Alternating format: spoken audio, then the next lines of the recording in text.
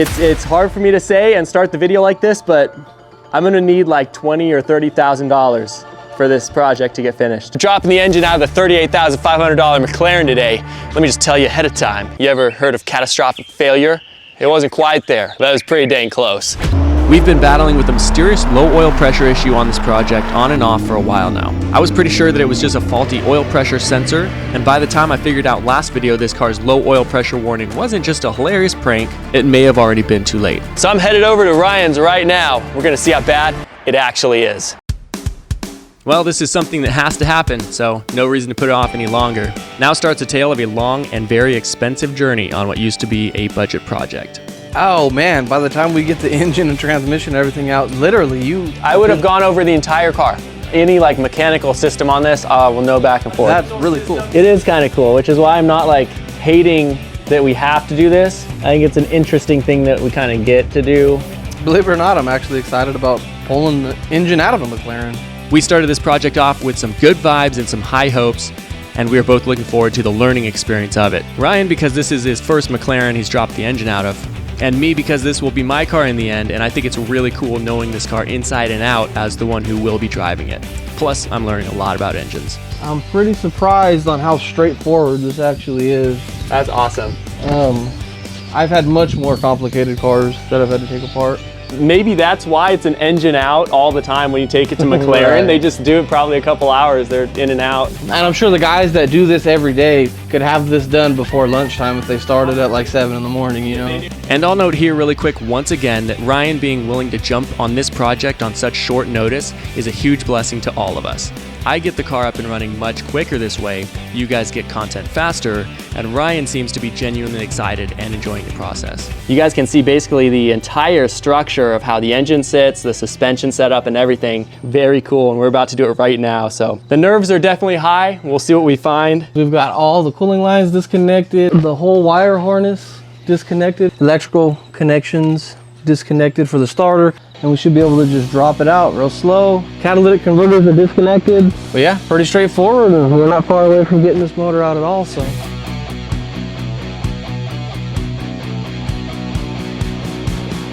So Ryan actually just got this workshop area set up with the lift, and he recently started his own channel to give kind of a different perspective on this McLaren project and also his own journey on this property he moved into not long ago. Anyway, I'll link his channel and would love to see you guys go show him some collective support. He definitely deserves it.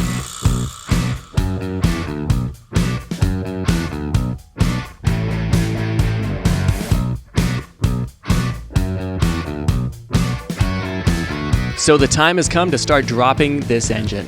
We had to move the lift arms a little further up so the engine cradle would clear as it dropped. And with that done, we strapped the car down to the lift so when we remove the engine and the weight of the car shifts, it doesn't nosedive and become a 3-time salvage McLaren. With the wiring harnesses, coolant hoses, hydraulic lines, fuel line, AC lines, and everything else disconnected, the axles came out next. And while we were doing that, Ryan made sure to reverse torque the most important bolts to get a general torque spec for them when we need to tighten them back down later. Because of course we don't have the torque specs for any of this, so it was a necessary step.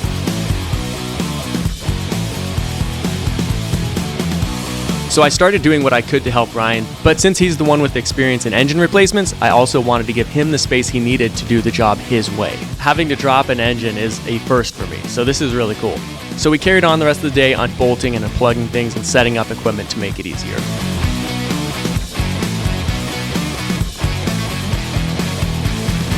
So this transmission bolt was the last thing that we needed. It's kind of tricky to get in there. I'm sure McLaren has some, or maybe they disassemble the shocks or something, but you have to access that bolt with that hole way back there, have a bunch of extensions, and it's 21 millimeter, and just unscrew it.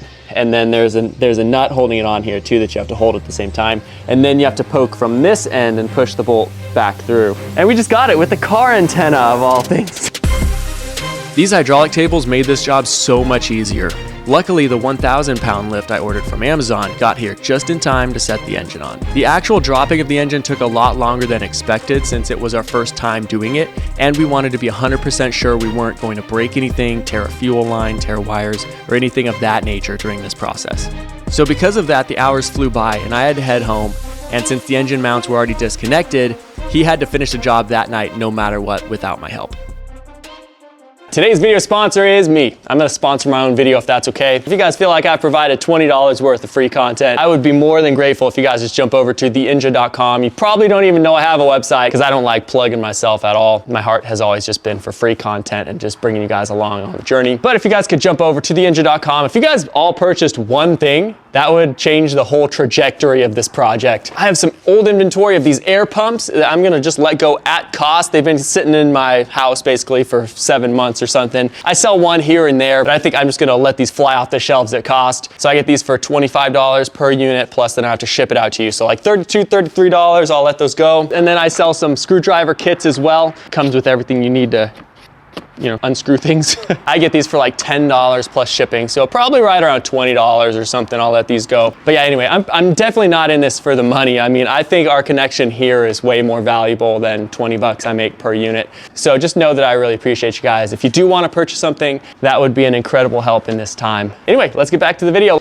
All right, well, this is the first time I'm seeing this engine, and really cool seeing the massive freaking engine sitting right here. Well, just walk us through what you found, if you don't mind. What I noticed right off the bat is when I was disconnecting charge pipes, there is a big pool of oil down inside of there, and I mean it's pretty bad. Oh wow, yeah, that's a lot. Yeah, that was definitely the source of the smoke, and both turbos are affected by that. So I can't just tell you off the top of my head. There's some more research I'll have to do because there's no shaft play, there's no in play. I mean, it feels perfect on both turbines. The sound of the cams, we have yet to diagnose that. It's definitely something to do with low oil pressure, but we got to figure out why the oil is not actually returning to the sump. Wherever it's getting its oil back from is plugged somewhere. So that's the cause of the low oil pressure. That's why it'll jump up on first startup, everything's fine. It'll suck that sump dry, and then bam, it drops down to zero.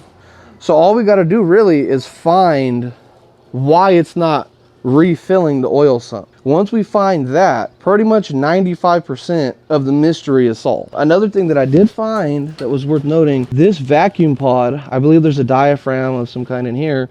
This line right here specifically, it wasn't actually connected before I dropped the engine. You know, if we don't see any real bad scarring or any real bad wear in there, then your bearings are probably pretty safe. The good thing is, I mean, it was start and ran with low oil pressure, but it was never like driven hard with no oil pressure. Knowing that we'd be waiting on parts for a week or so, we went ahead and loaded the car back up to store it out of his lift area for the time being. And side note, this was also the day I got the call that my car had been broken into, so that wasn't much fun. And I'm gonna start Teardown. Ryan's working on a different customer car he has, and when he's done with that, I will be done with this, and we'll see what this thing looks like inside. Tonight was the night I had in my mind for the last few months, really. I always knew when I started on this project, there was that future chance that I'd be out in the cold some night, dropping this engine and repairing it, and here I am. Now that I am here, the first time we pop a valve cover open will be very telling if this is a minor setback or if this is worst case scenario needing to replace the engine.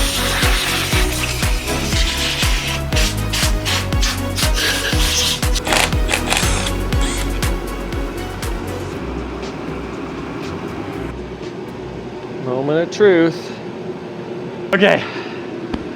Whew. I'm gonna need to take a breath here for a second. I'm excited to see. I'm already seeing some little bit of rust on these cam phasers here. I'm definitely nervous. First glance, it's looking less sketchy than I might have thought it would be. There's a little bit of rust in there, don't get me wrong, but this is not looking bad, man. Good. These are gonna tell us the real story right now. You can definitely tell there's sludge in there. It doesn't to me look like coolant mixed with oil. It just looks like sludge. That's how the old oil kind of looked. The old school guys say if you can't catch your fingernail on it, it's probably all right. And I'm not feeling it catch me at all. I mean, it looks a little bit worn. Like you could tell that it was ran low on oil, but it doesn't look severely damaged. I'm definitely a little bit more optimistic now. This could go for a nice clean, that's for sure. But one of the things, I was watching so many videos about MCLAREN engines and people ripping these apart and stuff, and it looks like nothing is actually broken. A lot of the stuff I was seeing when people were repairing these engines were these fingers were broken, or there's like excessive wear on specific items. but to me at least, it's not looking all that bad. A lot better than I had hoped just right off the bat. It's better than I was expecting for sure. And then this is what I was telling you guys about the rust I was spotting. This one cam phaser, the other one looks perfectly fine, but then this one cam phaser here is nice and rusty. So I wonder if... Oh wow, I didn't even see that, man. Do you suspect, because you had actually found that this engine might have been dropped before, because a lot of the OEM lines were not matching on the bolts. Right. I'm curious if somebody replaced the cam phaser at some point, maybe just the one to cut costs. Maybe one had gone out earlier in its life. I don't know if they're different part numbers or not, but... Well, somebody's been in here because there's tooling marks. So you can see if you look at this angle, you can kind of see where from the factory, they're made so precise and so perfect that they don't leave marks. Oh, interesting. So if you see little marks inside of there, it's an indication, like little wears on the edge of the bolt or like little scrapes like there is right there. That tells me that somebody has been in there before. From sliding the tool in leaves a clue sometimes behind it. So that is not looking good. Yeah. That cam phaser, absolutely, based on just seeing that, we need to replace it. I have rolled the dice on a few things. This is not one of them that I would want to roll the dice on.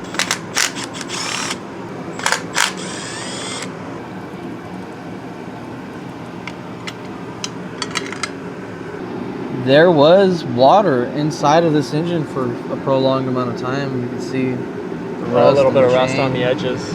Yeah, that doesn't happen overnight. This side and this side, they're like sisters. They're supposed to mirror, like twins, you know, they're supposed to mirror each other. And this is super tight. And this right here is super loose. So I've got, look at that guide. Look at that, it just came apart. Oh, snap. Look at that. This was real close to catastrophic engine failure. So thankfully this actually, we went this route.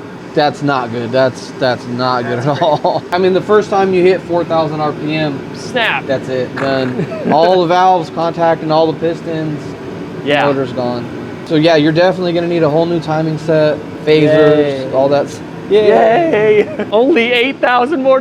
This right here for sure was not you doing that. Like this happened over time. This wasn't an oil starvation problem. Whatever this is, you didn't cause that. And it had to come down anyway. So really, you're kind of in the clear on that. I guess we'll have to go with a couple upgraded precision turbos. Make 1,500 horsepower. Wheel, you know? All right, we are back the next day. And today I want to, it was awesome seeing everything right off the bat. We only got that one valve cover open and we got the timing cover open last night. I want to get this next valve cover off, inspect some of this here as well, make sure, because this was the side that was giving us the noise. So I want to see what we see under here. If everything looks good, I want to pull the spark plugs off as well, run the camera down it so we can actually like look backwards at the valves and stuff this time and the walls of the cylinders and everything. We're probably going to give Kevin a call and just get all the parts lined up and ordered for this. Yeah, I'm not looking forward to the bill that's about to hit me, but that's what we're going to do today. So I'm going to get these spark plugs out right now and we'll just get to it. Oh, and also this will be a good time, if I didn't mention it already, to put the OEM spark plugs in. We accidentally went one step colder last time. That was on me. It ran fine still, and I don't think it would have really affected performance, but it will be nice to put the actual plugs in. All right, so we got the camera out. I think let's just go one by one. I'm just gonna check every single one. And this one we can actually flip backwards to check out the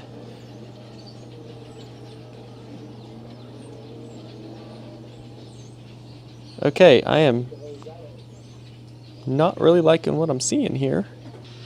Yeah, it was ran dry right there. Yeah, that should be smooth, really smooth. Yeah, I don't think that's from the oil.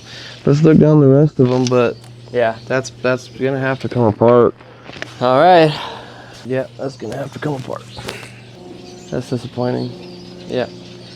So this is where the piston's traveling up and down in here. And then its stroke ends right here. This is the same metal, but the piston's not actually going all the way up to this, so you can see the difference. Well, there's always a solution to every problem, right? So you gotta figure out what to do. It's called money. That's the solution to the problems. I think it was just destined to be this way. If this didn't happen, the timing chain would have got you. It would have been a much more catastrophic thing. and then I would have been out the $21,000, whatever, getting it here, and I'd have nothing to get back. At least now we still have a functioning engine. It's not like something catastrophic happened and something blew right through the block or anything. It's like a repair shop. This is a very viable, or like a engine rebuilding shop. This is a very viable. That's a good core. Yeah, that's a good core for sure. This is gonna be some fun news to break to the family. Oh, so God. Steph, hey, we're gonna need $22,000 to get an engine over here. No, I'm in no hurry, man. So don't. No, I need to rush because if somebody buys this engine before me, I'm gonna be so pissed. If this is what we have to do and then it just disappears after being on eBay for 2 weeks or whatever. It has 14 watchers right now too. So there is people interested. Yeah, there's people watching it because I want to get this project done. I want it to actually be reliable when it's done, and I want to get it done as fast as possible. And just trying to refurb this engine probably would be that cost, and it would take so much freaking time. This side has significantly more wear. I mean, look, it's even deep. Oh yeah, okay. Those ones. And this was the side that was probably making the noise. Yeah. It was making noise, and it probably wasn't getting as much oil as the other one. I'm not sure. Oh man, look at these cam phasers. No wonder they were making some strange noises. Yeah, that don't look good in there. That lobe looks bad. Man, I wish we would have pulled this side first, and then we wouldn't have felt. Then I wouldn't. Yeah, it would have been done and over with. You know what I mean? Great idea, Ryan. Sorry. I feel bad. I was so happy yesterday. Yeah, same thing. Yeah, there's some scarring right there, see it? Oh, I see it. Oh, well, yeah, that's even more dramatic. All right, well, that's what has transpired. Now you guys know the full story and what we found. And obviously off camera, me and Ryan were kind of talking about logistics and how we can make this build work and what engine to use, because we could try to refurbish this one. But by the time, months and months and months in the future, that shops were rehoning cylinders and rebuilding the turbos and sending the parts back to us and everything, months and months in the future, we'd get all that stuff back, and we'd be out at least $20,000 just to rebuild this 63,000 mile McLaren engine, when we could right now get a McLaren engine with 9,000 miles on it for $20,000 to my door. And we could get this done in like the next week. So that's what we're gonna probably do. Finances on YouTube are just always such an obscure thing. I'm kind of just a normal guy, and so paying Ryan and the cost of the new motor and parts and everything, you know, I'm gonna be out at least $30,000. I just don't have that right now. You know, I'm trying to support a family at the same time doing all this. And yes, I have thought about just selling a bunch of stuff. I'll probably end up just selling motorcycles and selling a lot of stuff I have sitting around to actually pay for this. The McLaren project no longer is a budget build. It is now in the realm of, could have bought a probably clean title, lower mileage McLaren for the same price.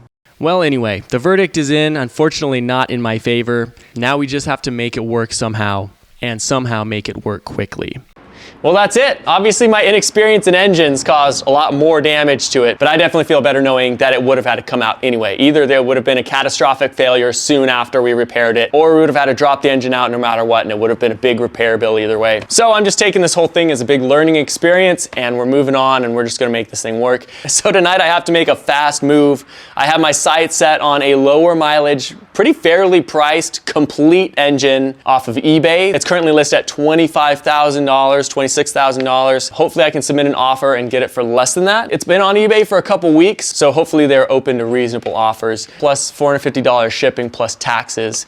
Yeah, anyway, it's a big financial hit no matter what. That's just the reality of it. So I'm gonna make these moves as fast as I possibly can, but I just have to figure out how to afford it. It's kind of a dumb thing to ask. But hey, theinja.com, if you guys do want to contribute financially, get a cool shirt in the meantime, and see this project finished up soon. For parts only, I'm gonna be out at least $22,000, and then I have no idea what Ryan's gonna charge me after this. It's gonna be a big hit. I'm not excited for it. This is the kind of thing that makes me almost regret doing projects like this sometimes, because this is so financially not worth it. It's like almost hard to swallow that I have to complete the project no matter what. For the price I'm now dumping into this project, I could have bought a clean title, lower mileage version of this car. But I'm ending up with a salvage title one that I spent over a year rebuilding of my own time, and will still have damage to it when it's done. Anyway, we'll make it work. It's just a really stupid time to be spending $30,000. What seems to be a pretty pointless expense now. So many other freaking things I could put that money into. If I buy this engine and it just still doesn't work, I'm not gonna be very happy.